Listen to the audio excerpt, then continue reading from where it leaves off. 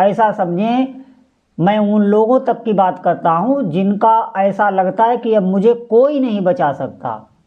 उनके लिए भी ये अध्यात्म मार्ग रास्ता खुला हुआ है। हारे को हरि नाम, कैसा भी हो, जिसे दुनिया बिल्कुल ठुकरा दे, जिसका दुनिया में कोई भी ना रहे, कोई रास्ता ना बचे, यहाँ तक कि मैं सच आपको बता रहा हूँ, जिनको डॉक्टर भी जवाब दे देते हैं कि आप बचोगे नहीं, वो भी अध्यात्म मार्ग पर सच्चाई से चले और उनके जीवन की भगवान ने रक्षा कर दी। मैं सच आपको बता रहा हूँ, बहुत दिव्य दिव्य अनुभूतियाँ होती हैं। तो इसीलिए मैं बार बार कहता हूँ, आप विश्वास करो, आप आगे बढ़ो, ये भगवान का मार्ग है। अपने इष्ट को पहचानो, अपने प्रभु को पहचानो, वो बहुत शक्तिमान है। वो आपकी हर पल मदद करने लगते हैं, आपके अनुभव में आने लगते हैं, आपका अकेलापन दूर हो जाता है। और इसी बल पर संत भजन करते हैं, पूरा पूरा जीवन खपा देते हैं भगवान की सेवा में, पूरा पूरा जीवन, उन्हें कोई मतलब नहीं। आप समझें, अगर कुछ अनुभव नहीं हो रहा, कोई चमत्कार नहीं हो रहा, तो कोई भी इस मार्ग में चलेगा नहीं।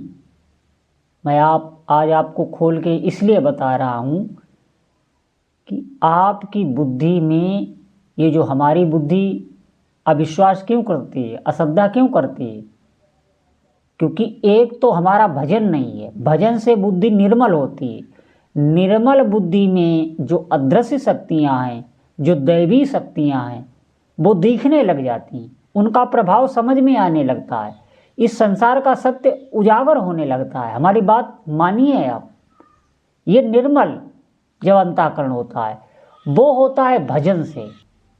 जब भगवान आपके साथ, आपके जीवन में, जब कोई भी आपका सहारा ना हो, कोई आपको दिखाई ना दे रहा हो, और आपने अपने इष्ट देव से करुण पुकार की और तत्काल उस समस्या से आपके इष्ट देव ने आपको उबार लिया, ये भक्त कभी जीवन में नहीं भूलता।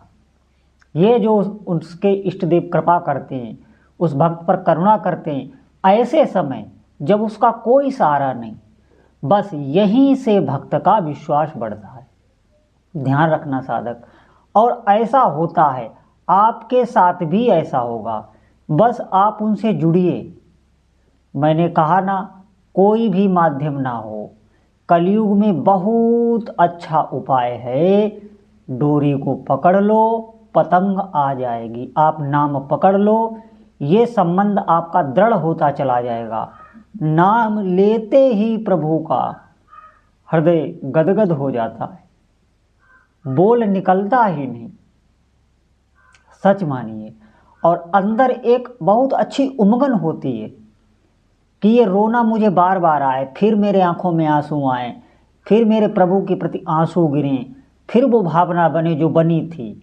ये साधक के मन में लालसा हमेशा रहती है, ये कभी पूरी नहीं होती।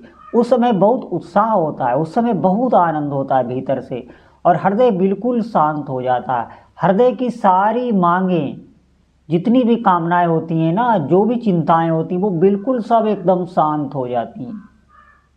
इतना भीतर शीतलता मिलती है, और उसी शीतलता का सुख साधक लेता है। याद रखना मेरी बात, अगर आप उस शीतलता का सुख ना लें, वो जो आप जब रोते हैं भाव में भरकर भगवान के, जब आप रोते हैं, तो वो जो हृदय की जो अपार शीतलता और शांति होती है, उसका अगर आप सुख ना लें, तो निश्चित मानिए ये अवस्था आपकी बढ़ती चली जाएगी, और यही अवस्था करुण पुकार में बदल जाती है। बराबर रोना हो जाता है, और बहुत जल्दी इष्ट देव के दर्शन हो जाते हैं। हम कहाँ चूकते हैं? देखिए, मैं आपको बता दूं, आप भगवान का नाम जप कर रहे हैं, आप भगवान के विग्रह की सेवा कर रहे हैं, आप कोई भी भक्ति का आचरण कर रहे हैं, आप भले कोई ग्रंथ का स्वाध्याय कर रहे हैं, आप कोई तीर्थ व्रत कुछ भी कर रहे हैं, उसमें जो शांति मिलती है उसका आपको सुख नहीं लेना है, बस ये ध्यान रखना। साधन मार्ग में आप बढ़ते चले जाएंगे, नहीं तो आप वहीं रुक जाएंगे। फिर उससे का आगे का मार्ग, क्योंकि आप उसमें सुख लेने लगे, उसी सुख का भोग करने लगे, वो सात्विक सुख होता है। मैंने कई बार आपको बताया, हम विषयों में इतने अंधे हैं, हम भोगों में इतने अंधे हैं, हमें अभी भगवत सुख क्या होता है इसका पता नहीं है।